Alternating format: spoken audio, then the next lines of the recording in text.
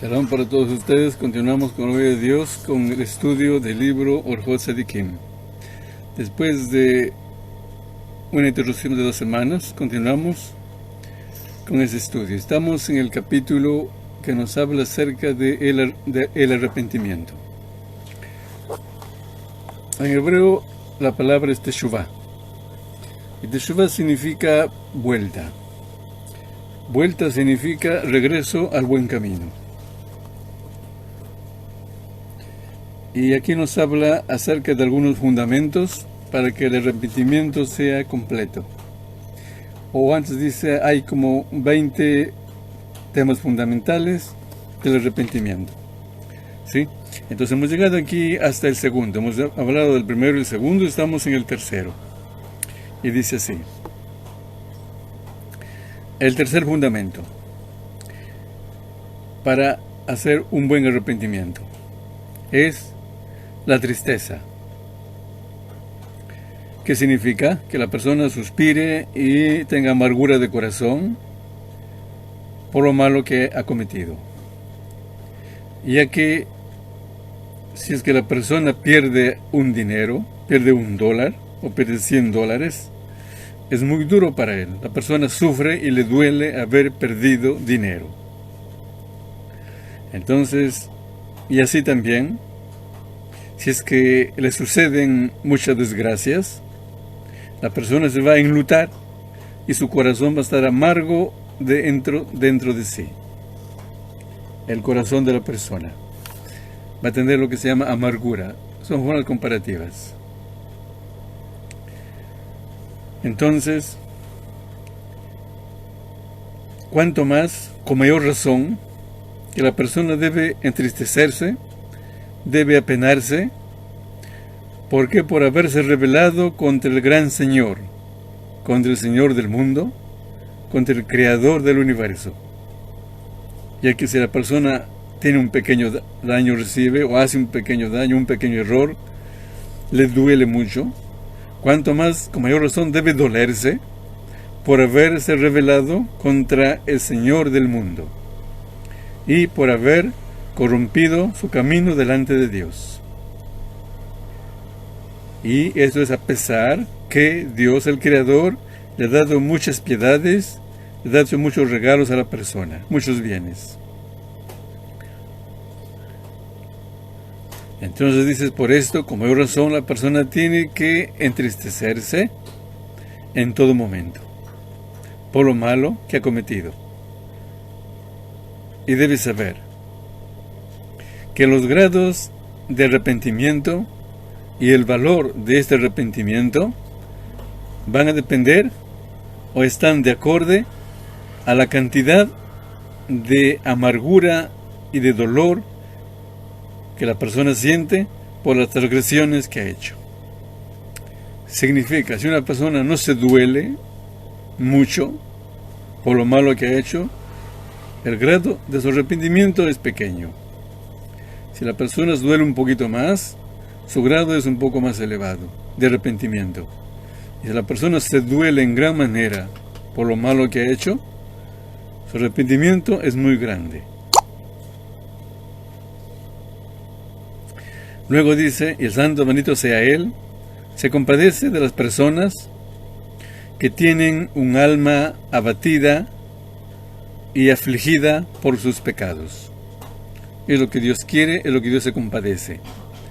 Y se compadece más de estas personas que de aquellas personas que tratan de ser aceptadas mediante un sufrimiento corporal y de ayunos o de castigos corporales. Es lo que ustedes quizás algunos ya saben. Hay en el mundo, en todas las religiones. También en la religión judía, en el Islam, en el cristianismo. Sí, hay personas que hacen sufrimientos. Hay personas que tienen lo que se llama sentimiento de culpa. Tienen un alma muy sensible y les tortura la conciencia y quieren calmar su conciencia. ¿Qué es lo que hacen para esto? Algunos ayunan, otros se flagelan hasta sangrar, otros andan encima de vidrios, andan en las rodillas.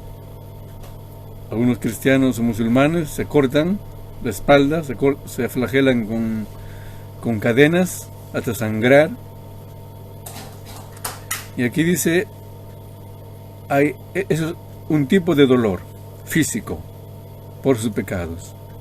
Y otro tipo de dolor que es del alma, anímico. El alma se duele. El cuerpo puede estar quizá tranquilo, pero el alma adentro está dolorida, es lo que dice acá.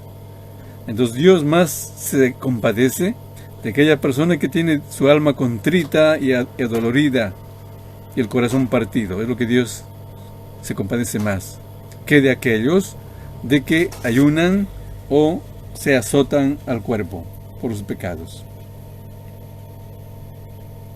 Dice, y esto se puede comparar como el caso de un rey que se compadece más de sus súbditos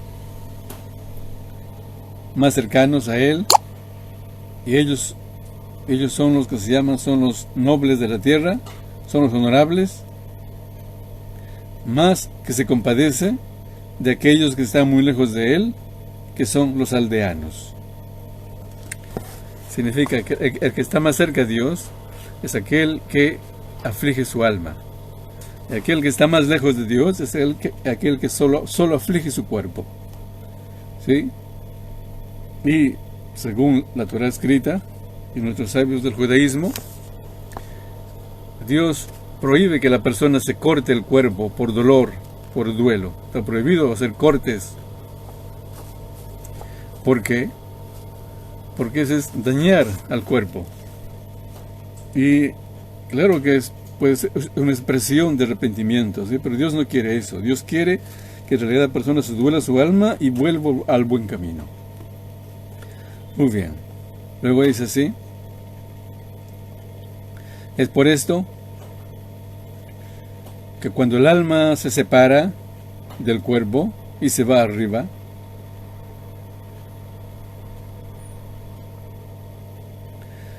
es por esto, cuando el alma se separa de más arriba, entonces pertenece a lo que se llama a un lugar sagrado. O sea, ahí se puede decir en el mundo espiritual hay varios grados. Cuando la persona fallece, en el mundo espiritual hay lugares muy lejos de Dios, más cerca a Dios, y más cerca a Dios, y más cerca a Dios. Mientras más cerca a Dios esté la persona o el lugar espiritual, el lugar es más sagrado.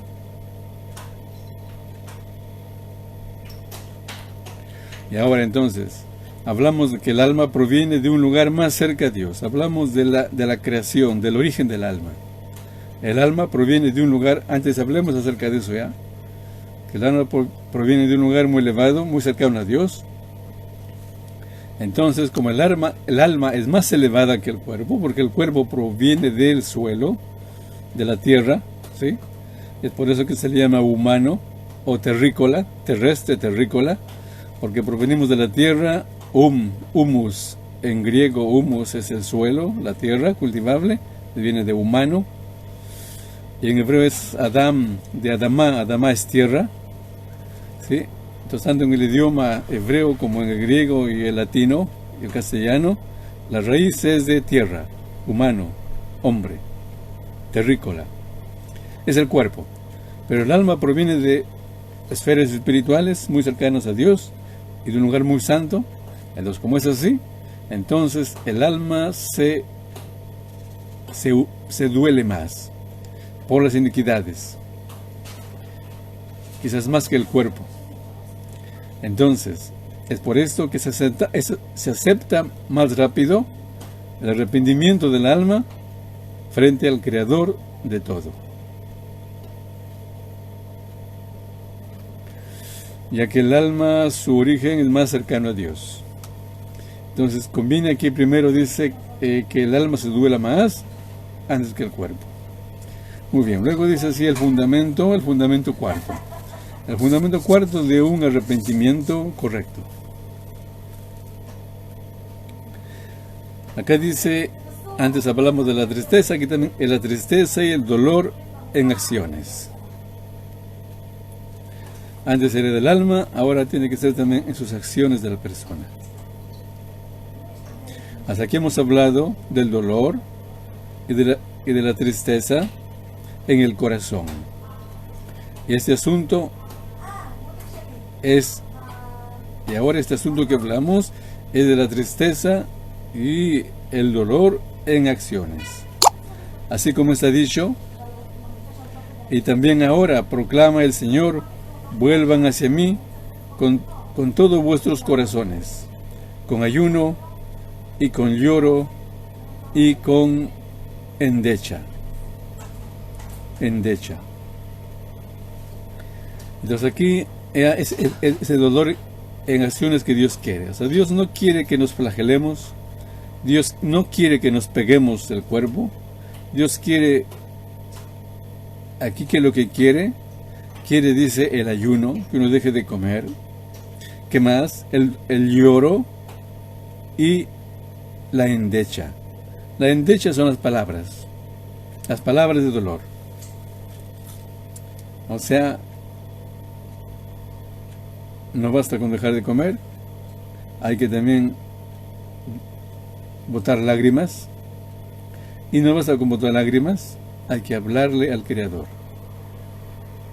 El hablarle. Eso dice así en el profeta Joel, en el capítulo 2, versículo 12. Estos son los fundamentos de un buen arrepentimiento. Luego dice, y necesita la persona mostrar señales de dolor. O sea, no solamente en el corazón, sino que demostrar hacia afuera en señales. Es lo que ya nos habla ya el ayuno, el llanto, derramar lágrimas y con palabras. Lo que se llama las endechas. Debe demostrar señales de dolor y de tristeza en sus vestidos. Eso ya como nos hablan los profetas, de que se vista de saco. ¿Qué es vestirse de saco? Es lo que en algunos idiomas le llaman el yute, en castellano parece que es el yute, vestido de yute. O sea, un vestido el más tosco, el más barato, que es demostración de duelo. Coge uno de esos que le llaman sacos o costales, ¿sí? De yute, y con eso se puede vestir, hace su camisa, su pantalón, como una demostración de arrepentimiento. En la antigüedad era como una túnica de yute, lo que se llama en hebreo sac, en castellano es saco.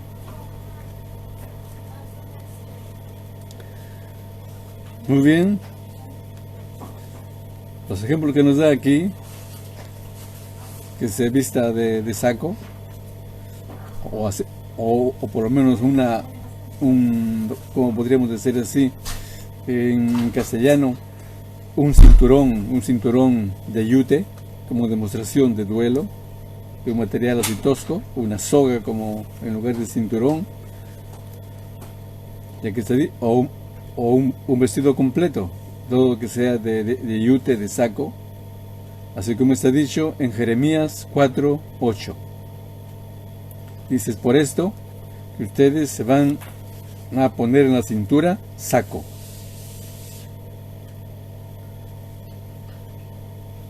Es lo que dice, una demostración de duelo por los pecados. Ustedes tienen que ponerse en la cintura un vestido de saco. Puede ser algo para ceñirse la cintura, un cinturón o un vestido. Así como está dicho también en Jonás, en el capítulo 3, versículo 8, que dice ahí, y se vistieron de sacos, se cubrieron de sacos, las personas y los animales. En Nínive, en lo que hoy se llama el país de Irak, ahí en Nínive, los habitantes, como demostración de arrepentimiento por sus malas acciones, porque Dios los amenazó con destruir la ciudad, ellos se vistieron de saco y también vistieron a sus animales. ¿Qué animales pueden tener? Todos los animales, ¿sí? Pueden tener sus gatos, sus perritos, sus ovejas, sus vacas, sus caballos, sus asnos, les vistieron saco. Y también ellos mismos, las personas, se vistieron de saco, de crudo, de yute, como demostración de arrepentimiento, de dolor.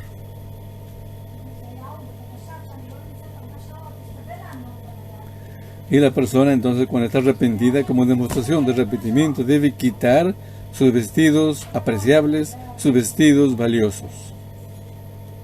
Y debe disminuir sus placeres en la comida y en la bebida, y cuando se acueste o en sus paseos. Y así dijeron nuestros sabios de bendita memoria. Dijeron así: el corazón y sus asuntos, o el corazón y en los ojos. O sea que hablamos del corazón, significa dentro los pensamientos. Los pensamientos, en donde están los deseos, y los ojos significa el hombre ve algo y empieza a codiciar. Entonces el corazón, o sea, los pensamientos, los deseos y los ojos son dos seductores para el pecado. Son dos personas que nos incitan al pecado: el deseo interno, el pensamiento, y los ojos, cuando uno mira, o también puede ser los oídos, cuando escucha algo agradable. Y así está escrito en Números, en el libro de Números, en el capítulo 15, versículo 39. ¿Qué dice ahí? Dice: y no os pervertiréis, y no iréis tras vuestro corazón y tras vuestros ojos, tras de los cuales ustedes se corrompen. Aquí lo menciona el corazón y los ojos. El corazón son los pensamientos, los deseos, y los ojos, cuando la persona ve, capta algo y lo codicia, lo desea.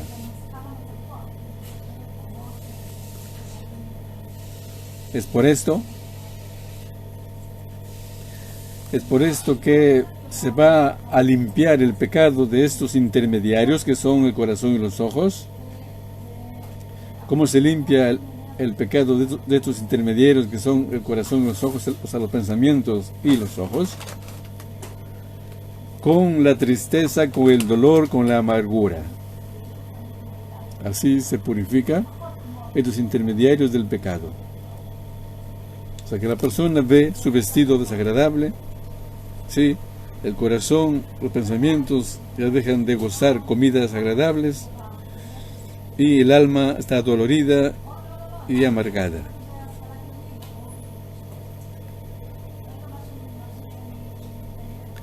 Luego dice así. Entonces dice así: el pecado del intermediario del corazón son los pensamientos, los deseos, se lo purifica con la tristeza, con la amargura, y el intermediario de los ojos, que nos hacen ver cosas codiciables y las codiciamos y luego las conseguimos en forma pecaminosa, se purifica ese intermediario mediante las lágrimas. Por eso que dice necesario también llorar, ya que está dicho, dice: fuentes de aguas, corrientes de aguas desciendan de mis ojos. Dice: ¿por qué? Porque no guardaron tu ley. Lo que dicen los salmos, en el Salmo 119, versículo 136. Dice: torrentes de aguas descenderán de mis ojos, porque no guardaron tu ley. ¿Quiénes no guardaron tu ley? Mis ojos. O sea, miramos y codiciamos. Luego dice, no dice porque no guardé, sino dice porque no guardaron ellos. ¿Quiénes son ellos? La dijimos, los ojos. Significa que los ojos de ellos son los que nos hacen andar tras del pecado.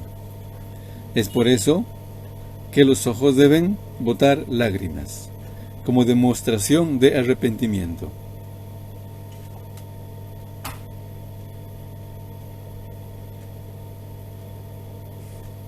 Luego dice, y cuando la persona llore por sus pecados, cuando la persona derrame lágrimas por sus transgresiones, debe decir que mis lágrimas apaguen el furor de tu cólera. Es un gran consejo que nos da aquí el autor de este libro.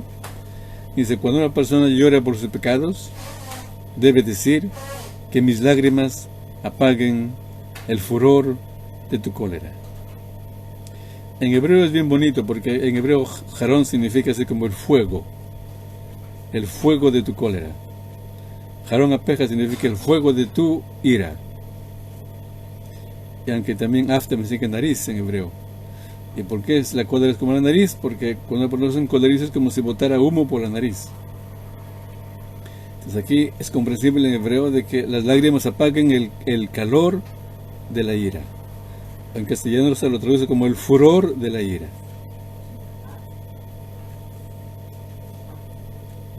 Luego dice, y un arrepentimiento práctico.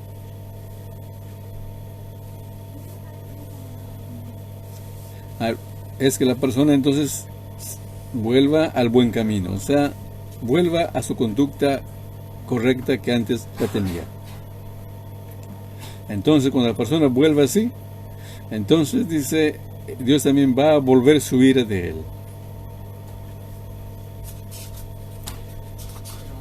Y a veces el inicio de una conducta práctica es hacer algo práctico, como aquel llorar o vestirse una ropa barata, como demostración de duelo y de dolor.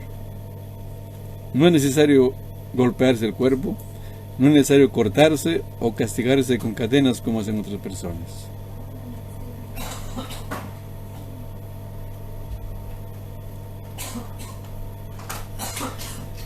Luego también debe decir, entonces sí, que la persona alistó su mesa, arregló su mesa, o sea, evitando algunos placeres, ¿sí?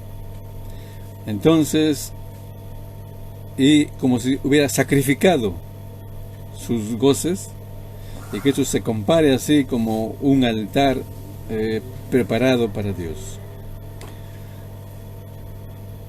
Ese es en la mesa. En la mesa uno debe comer solamente lo que Dios permitió. Un judío, que en la Torah se llama un Ben Israel, él debe comer solamente los animales permitidos y los frutos permitidos, después de haber apartado los diezmos y ofrendas. Un Ben Noach puede comer otros animales también, con la condición que no coma sangre o partes de un animal vivo. Ya ustedes saben las reglas de un hijo de Noé, o sea, de una persona que es cualquier ser humano, es lo que Dios exige. Y en la mesa ahí debe haber comidas permitidas, y si está solamente lo permitido para esa persona es como si fuera un altar para Dios. Y si es que la persona evita comer cosas agradables por una especie de arrepentimiento, ¿sí? Es como si sacrificara él su parte de su sebo, parte de su sangre, porque deja de comer lo agradable y sus placeres.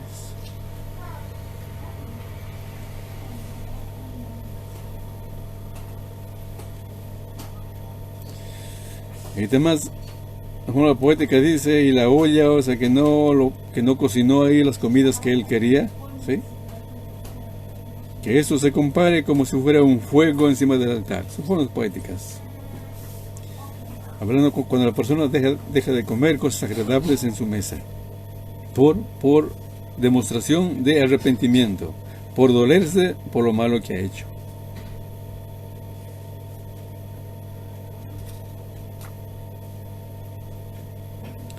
Y si es que ayuna, o porque deja de comer algunas cosas agradables, le falta un poco de sangre, ¿sí? Ese poco de sangre que le falta debe considerarse así como la sangre que se ponía en los cuernos del altar.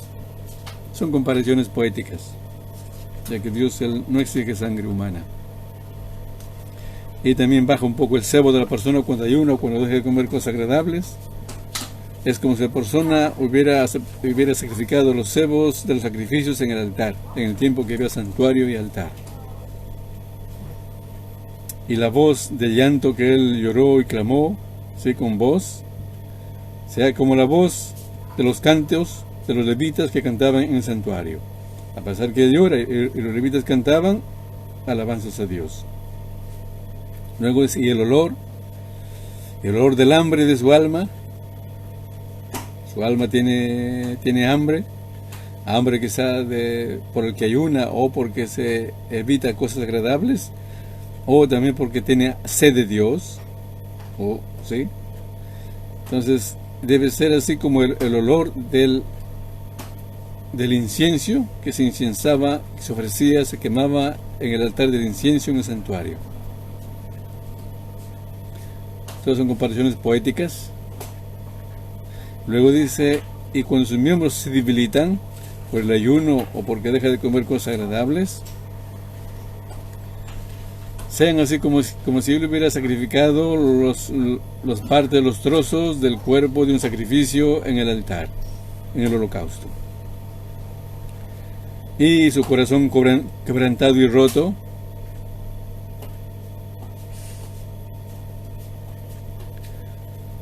¿sí? Entonces debe romper a los libros que están escritos por sus pecados. También son comparaciones. Es lo que se dice, que hay un libro arriba en el cielo que Dios escribe ahí los decretos buenos y malos, ha escrito los pecados y los mandamientos que la persona hace, los méritos, sus culpabilidades. Son comparaciones. Dios no necesita ningún libro. Son comparaciones para decirle que todo lo que nosotros hacemos, todo lo que hablamos, todo lo que sucede en este mundo queda grabado eternamente. ¿En qué forma? Inclusive en forma material se lo puede explicar. Todo lo que la persona hace o obra o habla acá son ondas de energía que nunca desaparecen, están constantemente. Igual son las acciones o méritos de la persona. En los mundos espirituales ahí quedan grabados y existen. Y cuando la persona fallece, lo vive todas las acciones que vivió, todas sus experiencias desde que nació hasta el momento de morir.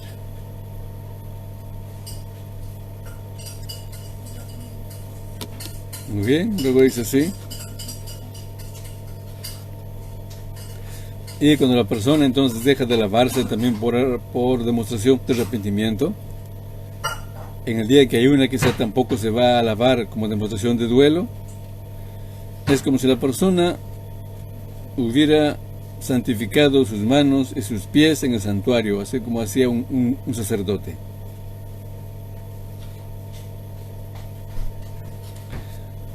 Luego dice, y la persona debe decir, y que mi arrepentimiento me vuelva a ti, y tú te congracies conmigo.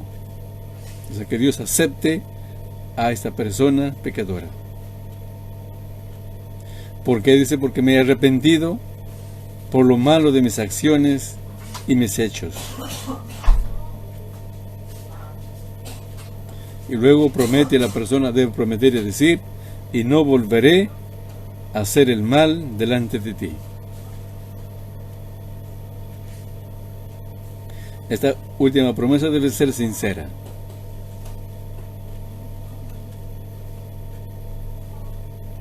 Esperemos de que sea así, de que no volvamos a cometer lo malo que cometimos. Pero que pase en el mundo de las posibilidades, ¿es posible que volvamos? Es posible. Pero eso no anula el arrepentimiento. Si el arrepentimiento y la promesa de no volver a hacer lo malo es sincera, el arrepentimiento es aceptado por Dios. Si vuelve a cometer lo malo, es otro asunto ya. Otra vez tiene que arrepentirse de nuevo. Solo que significa que su arrepentimiento no fue completo. Fue arrepentimiento, pero no completo. El arrepentimiento es completo cuando la persona no vuelve a cometer lo malo que hizo. Esperemos que Dios nos ayude a tener este arrepentimiento completo, de no volver a cometer lo malo que hemos hecho, por lo cual nos estamos arrepintiendo. Muy bien, llegamos aquí al fundamento quinto. El quinto fundamento para un arrepentimiento correcto. Dice así. ¿Cuál es? Es lo que se llama aquí la preocupación. Tenemos los dolores por el pasado, por lo que sucedió, por lo malo que hicimos, y la preocupación es por el futuro. ¿Qué futuro? El castigo. Lo que se llama en otras palabras el Gehinnom, o en castellano el infierno, que son lugares espirituales alejados de Dios, donde el alma sufre por estar alejados de Dios.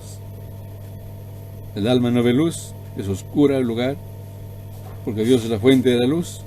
En los lugares lejanos de Dios, a pesar que son espirituales, son oscuros, la persona por estar lejos de Dios sufre, es el infierno. Entonces, esa es la preocupación. La persona debe preocuparse por el castigo que va a tener en este mundo material y también después de la muerte. Esto va a ser un fundamento para un buen arrepentimiento. Debe preocuparse por el castigo de sus pecados. ¿Por qué? Porque hay pecados que basta con el arrepentimiento, ¿sí?, y ya son perdonados. Hay pecados de que el arrepentimiento perdona, pero no lo limpia. Va a ser limpiado mediante sufrimientos. Así como está dicho en el Salmo 38, versículo 19. Dice: porque mi pecado voy a decir, y me preocuparé de mi transgresión. Me preocuparé de mi transgresión, eso significa por el castigo. Luego dice: ¿y cuál es la diferencia que hay entre tristeza y preocupación? Ya lo dijimos, no sé por qué aquí nos va a explicar. Dice: la tristeza, el dolor, es por lo que ya pasó, es por el pasado. Y la preocupación es por el futuro. ¿Sí? Es lo que nos dice en forma explícita. Es por eso que se preocupará siempre. Siempre, quizás su arrepentimiento no fue completo. Quizás su arrepentimiento no lo exime totalmente, no lo ha perdonado totalmente, y eso le va a empujar, le va a dar fuerzas para que se arrepienta completamente. Entonces se preocupará, puede ser, de que no sobrepuso a su mal instinto, y el mal instinto se sobrepuso sobre él, ¿sí? Fue dominado por el mal instinto, en el pasado y también en el futuro. Así como dijeron nuestros sabios, su recuerdo sea por bendición. No creas en ti mismo hasta el día de tu muerte. Eso está en Pirkei Avot, que su traducción literal es capítulo de los padres. También se lo puede traducir como ética de los padres, pues el tratado de los padres, el Masejet, tratado de los padres. Son ahí dichos de los sabios de la antigüedad, en donde ahí hay una Mishnah, una enseñanza,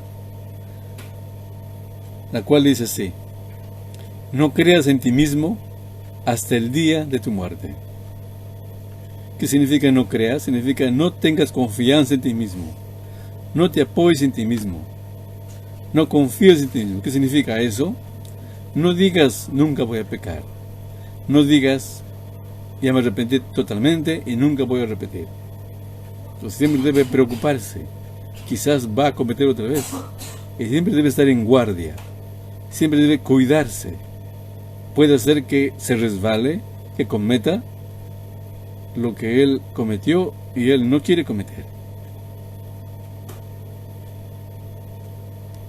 Y este es el fundamento que nos habla de la preocupación por el futuro, tanto por el pecado como por el volver a cometer lo que ya se arrepintió, el pecado del cual se arrepintió. Muy bien, estamos aquí, entonces llegamos al fundamento sexto. Bueno, damos lugar aquí quizás a algunas preguntas que alguien puede hacer. Y si no, continuamos con el sexto y terminamos con el sexto. Si alguien quiere preguntar, puede hacerlo. Quizás alguien puede escribir aquí. Diremos en Facebook. Bueno, continuamos con el sexto para terminar así. Dice así: el fundamento sexto es la vergüenza. Los que han estado aquí en los estudios o han oído las grabaciones de los estudios saben que hemos tratado en un capítulo completo acerca de la vergüenza. El autor aquí nos habla acerca de la vergüenza, un capítulo completo. Cuándo avergonzarse, cuándo no avergonzarse. Ya dijimos de que todas estas cualidades de las cuales hemos hablado son cualidades neutras. Neutras significa que no son malas ni buenas.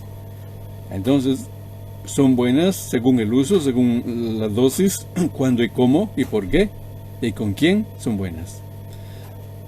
Y también pueden ser malas, según el lugar, según la cantidad, la dosis, con quién y por qué y cómo. Con respecto a la vergüenza, el uso mayor, el gran uso de la vergüenza es positivo. Y muy poco su uso es negativo. Es por eso que es preferible ser vergonzoso antes que ser descarado, que ser desvergonzado. ¿Por qué? Porque en la desvergüenza es al revés. El mayor uso del descaro y la desvergüenza es negativo. ¿Qué significa mayor uso? Que lo usamos nosotros continuamente. Por ejemplo, hablamos en forma desvergonzada, contestamos en forma desvergonzada, preguntamos descaradamente, miramos descaradamente, hablamos descaradamente, oímos descaradamente, comemos descaradamente, andamos descaradamente, nos vestimos descaradamente. El mayor uso de estas acciones es negativo. En muy pocos casos es positivo. Y la vergüenza es al revés.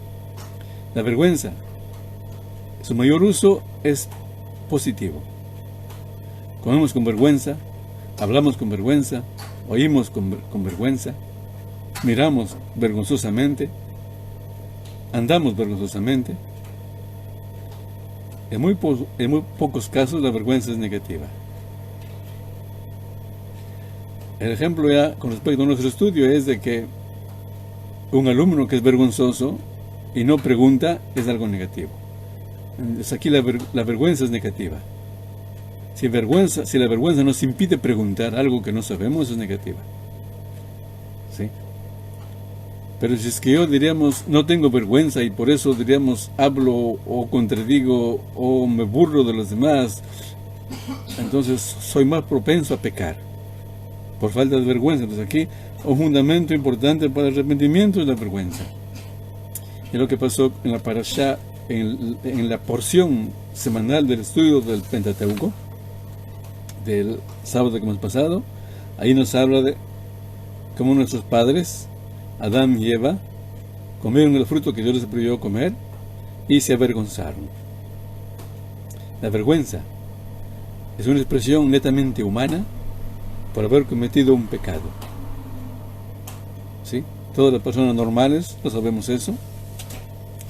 Hay personas que nacen así sin el sentimiento de vergüenza. Bueno, son personas que les falta eso, bueno, pero esos son escasos, son muy raros. Casi 100% tenemos vergüenza, algunos un poco más, otros menos. Y aquí nos habla de este fundamento. La vergüenza es algo fundamental para el arrepentimiento, así como está dicho en Jeremías 31:18, que dice: me arrepentí y también me avergoncé Me avergoncé. ¿Por qué? Porque llevé el oprobio de mi mocedad. El oprobio de mi mocedad significa cuando la persona es joven, es mozo, comete pecados. O sea, casi es lo que se llama altivo. Es la altivez, el orgullo. La persona está en su gran poder, 18, 19, 20 años o 15 años, se revela, grita, desprecia. Entonces aquí la persona, cuando es mayor ya, entonces dice, se avergüenza del oprobio de su mocedad, por llevar el oprobio de su mocedad. La vergüenza por haber pecado. Luego dice, y aquí el pecador debe avergonzarse mucho por haber transgredido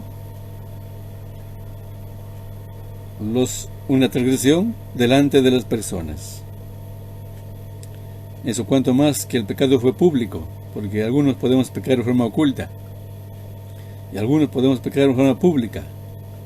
Entonces, si el pecado es público, la vergüenza debe ser mayor, porque para pecar de forma pública significa que fue muy descarado, y la forma de corregir el descaro es avergonzarse. Luego dice, ¿y cómo la persona no se va a avergonzar delante del santo, bendito sea Él? Ya que Dios lo sabe todo, Dios lo conoce todo. Y ya hemos aclarado, ya hemos explicado el asunto acerca de la vergüenza en el capítulo que nos hemos ocupado acerca de la vergüenza. Muy bien, nos detenemos aquí en esta parte y continuaremos con la ayuda de Dios en la próxima ocasión. Bueno, si alguien tiene alguna pregunta que hacer, puede hacerlo antes de pasar hacia adelante.